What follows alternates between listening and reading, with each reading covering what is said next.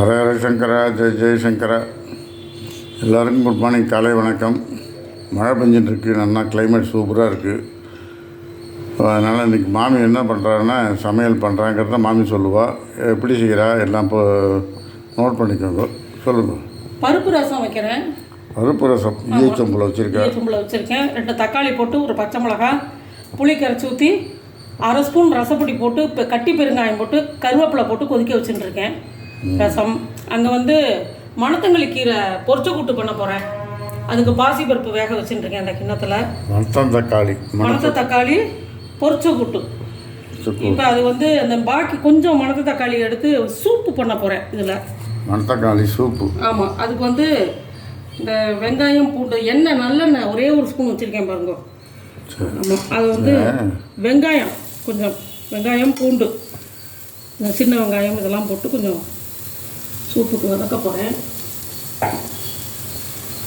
இது நல்லா கொஞ்சம் இது வதங்கினதுக்கப்புறம் தக்காளி இருக்குது, இந்த தக்காளியும் போட்டு அதில் வதக்கிட்டு அப்புறமா ஒன்றா எப்படி பண்ணுறேங்கிறத காமிக்கிறேன். வெங்காயம் பூண்டு நல்லா வதங்கணும். வதங்கிட்டு அடுத்தடுத்து ஒன்றா சொல்கிறேன் நான். மணத்தம் தக்காளி உடம்புக்கு ரொம்ப நல்லது. அது வாய் புண்ணு, வயிற்று புண்ணு, வயிற்றில் புண்ணு இருந்தால் தான் வாயில் புண்ணு வரும்னு சொல்லுவாங்க. அதனால் அப்பப்போ மாத்திரையெல்லாம் போட்டுக்கிறோம் இல்லையா, அதுக்கு இந்த மணத்த தக்காளி கீரை சாப்பிட்டா ரொம்ப நல்லது. கூட்டாக பண்ணி சூப் பண்ணி. இப்போ இது என்னென்னா தேங்காய் பால் இதுக்கு எடுத்து வச்சுட்டுருக்கேன்.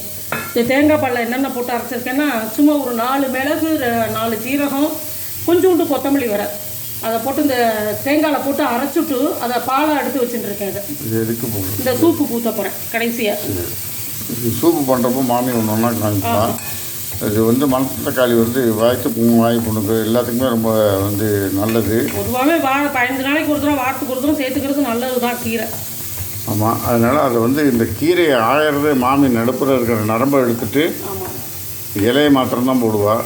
அது கீரை நம்ம நார்மலாக பண்ணுற அரைக்கீரை முளைக்கிற மாதிரி கிடையாது. இது இல்லையா, போடக்கூடாது, நரம்பு ரொம்ப இதுவாக இருக்கும், குத்தும். ஆமாம், அதுக்கு மசியாது. ஆமாம், அதனால் அது பார்த்தீங்கன்னாக்கா அந்த கீரையை மாத்திரம் அழகாக எடுத்து நம்ம மசித்து அதுக்கு பாசி பருப்பு போட்டு தான் பண்ணுவேன். நம்ம நார்மலாக போட மாட்டேன், பாசி பருப்பு போட்டு பொரிச்ச கூட்டு. அந்த பொரிச்ச கூட்டுக்கு தேங்காய் அரைச்சி விட்டு எல்லாம் பண்ணுவாள் மாமி. இந்த பாசி பருப்பு வச்சுருக்கேன். இந்த இதில் மணத்தங்களி கீரையை போடுறேன் இந்த பாசி பருப்பில். இது மசித்தோன்னா கொஞ்சமாக போடும். இவ்வளோ பெரிய கட்டு வாங்கிட்டு இல்லைன்னா மசித்தோம்னா கொஞ்சம் உண்டாக போடும். இதே கொஞ்சம் சூப்புக்கு எடுத்துச்சுல. ஆமாம்,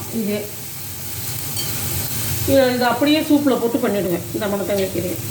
ஆமாம், இந்த மணத்தங்களி சூப்பும் பார்த்தீங்கன்னாக்கா உடம்புக்கு ரொம்ப நல்லது.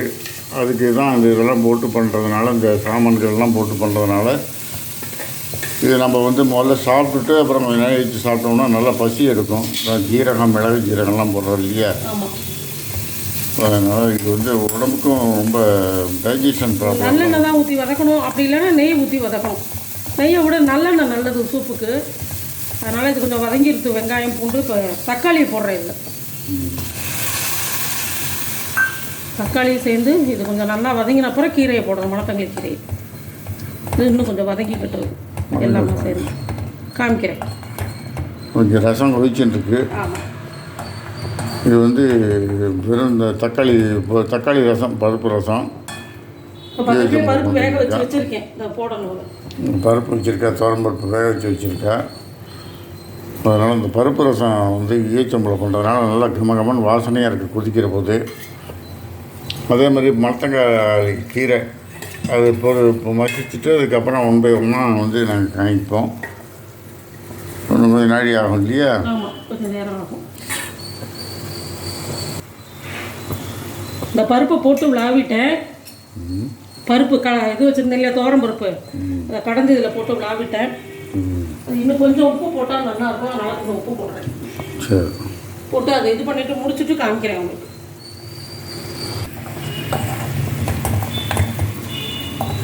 தக்காளி நல்லா வதங்கிட்டு இந்த மணத்தங்களி கீரையை இதோட போடுறேன். இது மணத்தம் தக்காளி இது சூப்பு பண்ணுற மாமி. இப்போ முதல்ல வந்து வெங்காயம் பூண்டு போட்டு வதக்கினேன், ஒரு முட்டை நல்லெண்ணெய் விட்டு. அதுக்கப்புறம் அது நல்லா வதங்கின அப்புறம் தக்காளியை போட்டேன். தக்காளி நல்லா வதங்கி இது பண்ணதுக்கப்புறம் இப்போ மணத்தக்காளி கீரையை போட்டிருக்கேன். இதில்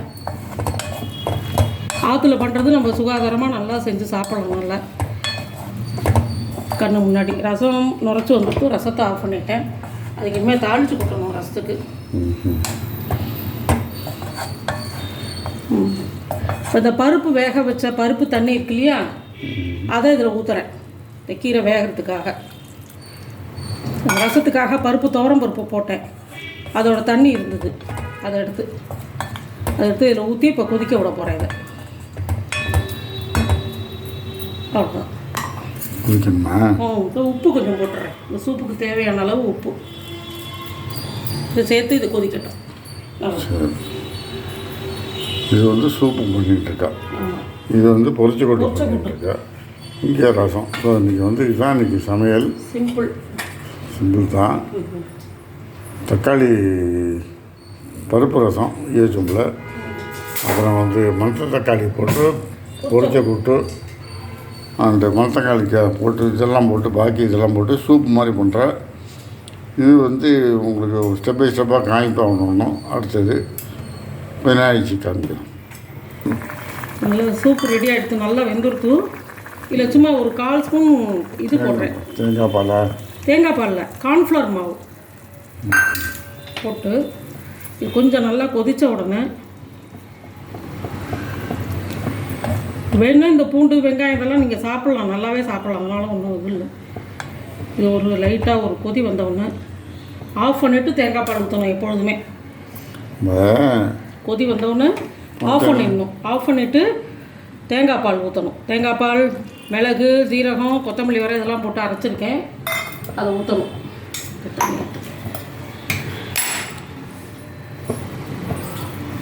இதை வந்து நீங்கள் இப்போ வடிகட்டுவீங்களா? ஆமாம், இது நம்ம வந்து அப்படியே சாப்பிட்லாம், ஒன்றும் இது கிடையாது. இது என்னென்னா உங்களுக்கு மிளகு ஜீரகத்தை வந்து நான் பொடி பண்ணி போட்டேன்னு வச்சுக்கோங்க, அடியில் அப்படியே போய் தங்கிடுறது. அதனால் நான் தேங்காயோடய அரைச்சிட்டேன் அதை. இப்போ இதை வடிகட்டிக்கணும் நல்லா. அங்கே ஸ்ரீரங்கத்தில் இருக்கிற போது வாரம் பண்ணுவோம். ஆமாம், இங்கே வந்து நான் வடிகட்டிட்டேன். ஆமாம், இப்போ வேணுன்னா அதில் கூட போட்டுக்கலாம். ரெண்டு இந்த வடிகட்டினதுலேயே 2 எடுத்து இதை போட்டுக்கலாம்.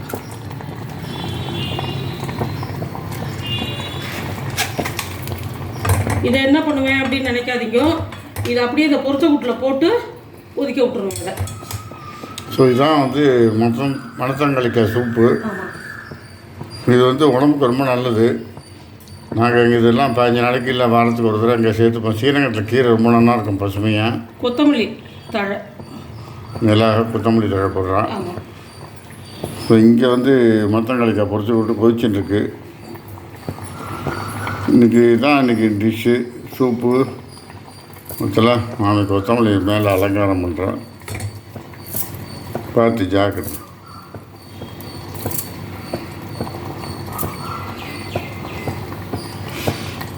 இது சாப்பிட்றதுக்கு முன்னாடி ஒரு 1 ஹவருக்கு முன்னாடி வெறும் வயிற்றில் சாப்பிட்லாம்.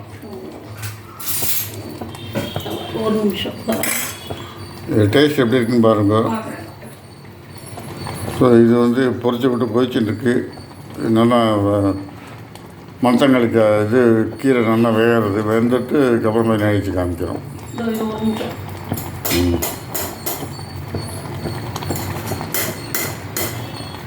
மேலே கொஞ்சமாக மாமி வெண்ணெய் போடுறா, கட்டவரில் அப்படியே இது பண்ணி விட்ருக்கோம். போதும். வெண்ணெய் இல்லை, நெய் கொஞ்சமாக அந்த சூட்டுலேயே போட்டு இதை சாப்பிட்டேன்னா தொண்டைக்கு சளிகிளி ஏதாவது பிடிச்சிருந்தோம்னா வாயில் புண்ணு இருந்தாலும் இது சரியாக போய்டும். பொதுவாக அந்த கிளைமேட் மாறுறதான மழை பெய்யுறது, கிளைமேட்டுக்கு மாறுற போது நம்ம இதை சேர்த்துட்டோம்னா நமக்கு வந்து உடம்புக்கு ரொம்ப நல்லது. சூப்பராக இருக்குது, தேவாமிர்தமாக இருக்குது. ஆமாம், இந்த சூப்பு பார்த்தீங்கன்னாக்கா ரொம்ப ஜோராக இருக்குது. கொத்தமல்லி வாசனையும் இதான் குழந்தைகளுக்கு கொடுங்க, பெரியவாளும் சாப்பிட்லாம். ஸோ மணத்தங்காளிக்காய் சூப்பு ரெடி ஆகிடுச்சு. இதுதான் வந்து இது ப்ரிப்பரேஷன். இந்த மாமி எல்லாம் சொல்லியிருப்பா, எப்படி தேங்காய் பால் ஊற்றினது போனது வந்து எல்லாமே எல்லாம் அதில் போட்டு கொதிக்க விடலாம். கார்ன்ஃப்ளவர் மாவு, கொத்தமல்லி, இது தேங்காய் பால், வெங்காயம், பூண்டு, ஒரு முட்டை நல்லெண்ணெய் விட்டு நல்லா வதக்கிக்கோங்க. அது நல்லா வதங்கினோன்னா தக்காளியை போட்டு வதக்குங்க. வதக்கிட்டு அந்த வெங்காயம் வதக்கிறதுக்கு கொண்டு கொஞ்சமாக உப்பு போட்டுக்கோங்க. அதுக்கப்புறம் மணத்தக்காளி கீரையை போடுங்க. போட்டு நல்லா அந்த பருப்பு வேக வச்ச தண்ணி, பாசி பருப்பு வேக வச்ச தண்ணி, இந்த தண்ணிலாம் இருந்தால் அதில் ஊற்றி நல்லா கொதிக்க விடுங்க. அது கொதிக்க விட்டுச்சு அந்த அந்த மணத்து தக்காளி கொண்டு கொஞ்சமாக உப்பு போட்டுக்கோங்க. நல்லா கொதித்து குறுகணும். நம்ம 1.5 டம்ளர் தண்ணி ஊற்றினா அது 3/4 டம்ளராக குறுகணும். அது குறுகினதுக்கப்புறம் அந்த பாக்கி இருக்கிற பருப்பு ஜலத்தையும் ஊற்றிட்டு ஆஃப் பண்ணிவிட்டு தேங்காய் அரைச்சி வச்சேன் இல்லையா, அந்த தேங்காயில் பார்த்தீங்கன்னா சும்மா ஒரு 4 மிளகு, 4 ஜீரகம், கொஞ்சோண்டு கொத்தமல்லி வேற போட்டு அதை அரைச்சிருந்தேன். அந்த தேங்காய் பாலை ஊற்றி ஆஃப் பண்ணிடணும். ஏன்னா தேங்காய் பாலோட கொதிக்க விட்டால் திரிஞ்சு போடும். அதனால் வேறு ஒன்றும் இல்லை. வடிகட்டி மாமி வச்சுருக்கேன், வடிகட்டி வச்சுருக்கேன். அதனால் இது வந்து சாப்பிட்டேன்னா உடம்புக்கு ரொம்ப நல்லது. பாக்கி அது ரெடியானவனா காமிக்கிறேன். ரெடியானதையும் அப்போ காமிப்பேன் மாமி. வாரம் அது சூப் கொடுங்க, ரொம்ப நல்லது உடம்புக்கு. மெயினாக குழந்தைகளுக்கு கொடுங்க. மணத்தக்காளி சூப்புங்கிறது நம்ம ஆற்றுலேயே ப்ரிப்பேர் பண்ணி கொடுக்கலாம். நல்லா அளம்பிட்டு சுத்தமான இலையை இலசாக பார்த்து நான் வாங்கி இது பண்ணி நம்ம போட்டோம்னா குழந்தைகள் சாப்பிடணும்னா விரும்பி. இந்த பொரிச்ச கூட்டுக்கு தேங்காய், ஜீரகம், ஒரே ஒரு மிளகா வத்தல் அரைச்சி கொட்டுறது. நல்லா மசிஞ்சதுக்கப்புறம் அது போட்டுருவோம் நாங்கள். ஆமாம்.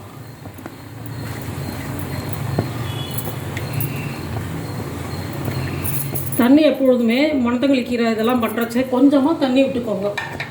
ஏன்னா நம்ம இலையில எடுத்து வச்சோம்னா நிற்கணும் கீரை. அதை விட்டு தகவல்னு ஓடித்துன்னா அவளுக்கு சாப்பிட முடியாது. கொஞ்சம் ஓரளவு செமி சாலிடாக வைக்கணும். இது போதும். இதை கொதித்து இதை இது பண்ணால் போதும். இது தேங்காய், ஜீரகம் எல்லாம் அரைச்சி விட்ருக்கேன். மிளகா வத்தலாம் அரைச்சிருக்கேன். போட்டது தானே தேங்காய், ஜீரகம். ஆமாம், மிளகா வத்தல் எல்லாம் அரைச்சதை. ஆமாம் ஆமாம். கொஞ்சம் உண்டு உளுத்த பருப்பு தாப்பா இது தாளிக்க போகிறேன். இதுக்கு அரைச்சி விட்ட பொரிச்ச கூட்டு மணத்தக்காளிக்காய் பொரிச்ச கூட்டு. சூப்பு பார்த்தோம்னா டேஸ்ட் பண்ணால் நல்லாயிருக்கு. பொரிச்ச கூட்டுக்கு கடுகும் உளுத்தம் பருப்பும் தாளித்து போடுறேன்.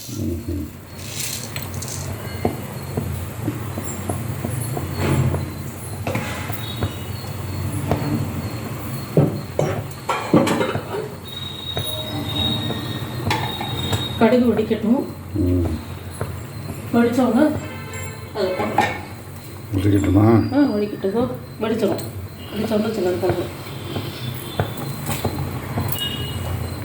மேலாக இந்த பாசிப்பயிறு வேக வச்ச கூட்டுக்கு நல்லா நைஸாக வெந்திருக்கணும். இது சுண்டல் மாதிரி பண்ணுறேன். கடுகு உளுத்தம் பருப்பு தாளித்து உப்பு போட்டு வேக விட்டு வச்சுருக்கேன். பொரிச்ச கூட்டு நல்லாயிருக்கும். சுண்டல் சாப்பிட முருங்கிறதுக்கே நல்லாயிருக்கும். இது பாசிப்பருப்பு சுண்டல். இப்போ வந்து நாங்கள் யூஸ்வலாக வந்து பாசிப்பருப்பு சுண்டல் வந்து பண்ணுறது. ஏதாவது சுண்டல் டெய்லி இன்றைக்கி பாசிப்பருப்பை வேக வச்சதை கொஞ்சம் எடுத்து வச்சேன். உளுத்தம் பருப்பு போடுறேன். சின்னது பண்ணிடணும். கடுகு வெடித்தோடனே சின்னது பண்ணிடுங்க. நான் சொல்லிட்டேன். ஆமாம். படப்படம் எல்லாத்தையும் போட்டோம்னா கருகி போயிடும். அதனால் மெதுவாக சின்னதாக தேவைன்னா கொஞ்சம் மீடியமில் வச்சுக்கலாம். ரொம்ப பெருசாக கேஸ் எரிய வைக்கணும் அவசியம் இல்லை. கேஸ் சீக்கிரம் தீர்ந்து போடும். அந்த மாதிரி பெருசு பெருசாக வச்சு ஆச்சாச்சுன்னு செஞ்சோம்னா கேஸ் தீர்ந்து போடும். உங்களுக்குலாம் எவ்வளோ நாளைக்கு வருதுன்னு சொல்லுங்க கேஸ் சிலிண்டர்? 6 மாதம் கொடுத்தோம். 6 மாதம் வருமா? ஓ, நம்ம 2 பேருக்கு என்ன 55 நாள் 56 நாள் தான் அவ்வளோதான் வரும் நமக்கு. ஆமாம், அதெல்லாம் வந்து 6 மாதம். 6 மாதத்துக்கு வச்சுக்கோளா? பரவாயில்லையே. வருஷத்துக்கு 2 சிலிண்டர் தான் வாங்குகிறேன். அவள்கிட்ட கேட்டிருக்கேன். பார்க்க இப்போ என்ன சொல்கிறான்னு பார்க்குறேன். எனக்கு 55 நாள் 56 நாள் வருது. உங்களுக்குலாம் எத்தனை நாளைக்கு சிலிண்டர் வருதுன்னு சொல்லுங்க. புளியே நம்ம கரைச்சி ஆமாம் அந்த பாசிப்பருப்பு சுண்டலை ஆமாம் ஆமாம் வெளியே போட்டலாமா? இல்லை இது வந்து இதுக்கு தனியாக தாளிப்பேன். இது கூட போடலாம், ஒன்றும் தப்பு கிடையாது. கொஞ்சமாக அதில் போட்டுடலாம் பாசிப்பருப்பு சுண்டல். இல்லை வதக்கணுமான்னு இல்லை, வதக்கணும்லாம் அவசியம் இல்லை. சுண்டலுக்கே பொதுவாக எண்ணெயே ஜாஸ்தி செலவாகாது.